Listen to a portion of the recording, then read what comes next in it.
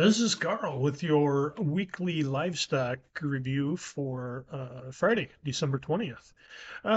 Big news today came out in the cattle on feed report, and I'll read these numbers to you. Just came out here a little bit ago. December 1st, we had 12 million head of cattle on feed in the United States, nearly equal to last year at this time, equal to what trade was expecting. November placements, 96% of a year ago, so down 4%, 1.8 million head. November marketing is 99% of last year at 1.73 million head. All of those pretty much as expected. Trade was expecting pretty much a neutral report, and that's kind of what we got. Not a lot of fresh news in that'll really be a big market mover for the livestock complex next week. What's going to be a bigger factor for cattle is if we can get some movement to take place across the interior market here. It's been 3 weeks with these markets pretty much untested.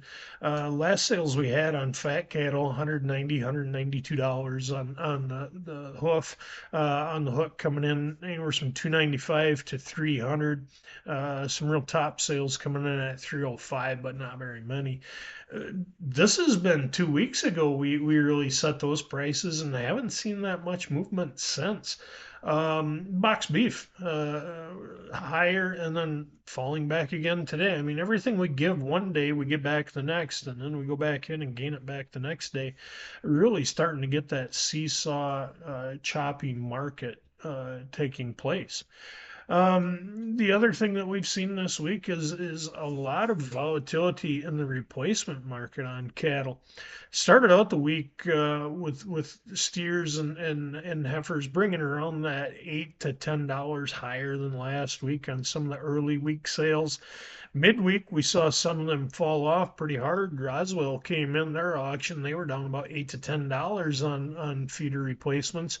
And then you get to the end of the week, and we had Oklahoma City West coming in $5 to $10 higher. So these, we're just back and forth, back and forth. But here's the bottom line on the cattle market right now. Feeders just are not willing to let go of the animals they have. Replacements are expensive. They're hard to find. Corn relatively cheap right now compared to historical trends. So we're just seeing feeders sitting on the cattle they got and not really interested in marketing that many. They're putting on an extra, 50 pounds of rig, and it's really starting to show up in the carcass. Carcass weight's coming in. Last week we were up 21 pounds from last year. Now we got, it's like, well, it was up to 40. Well, I realized it was, heavier before, but a year ago we were starting to see these higher weights come in. So you're going to see that drop. Bottom line is that carcass coming in around that 920 pound mark, considerably heavier than what we historically have seen them at. The cattle complex, I think, is going to hold pretty good, but boy, we're getting top heavy at this 190, $192 mark on the futures. And a lot of guys saying the thing is they need $200 to be profitable. And we get to that point, it's going to be a stretch. I think that it would be hard to get up to that level. Not saying we can't, but the consumer demand will start to push back when we start getting that as that flows through the food chain. Switching over to hogs, not a lot of hog interest this week. We were back and forth. The pork cutouts, they'd strengthen and then fall back.